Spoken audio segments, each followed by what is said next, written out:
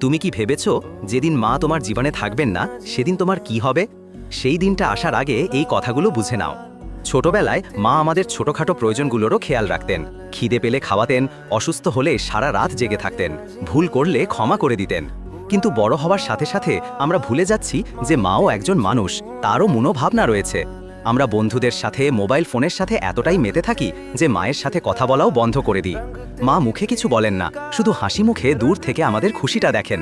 কিন্তু একবার ভেবে দেখো, যেই দিন এই হাসিটা চিরতরে বন্ধ হয়ে যাবে সেদিন তুমি বুঝতে পারবে যে তোমার জীবনের সবথেকে বড় রত্নটা চলে গেছে।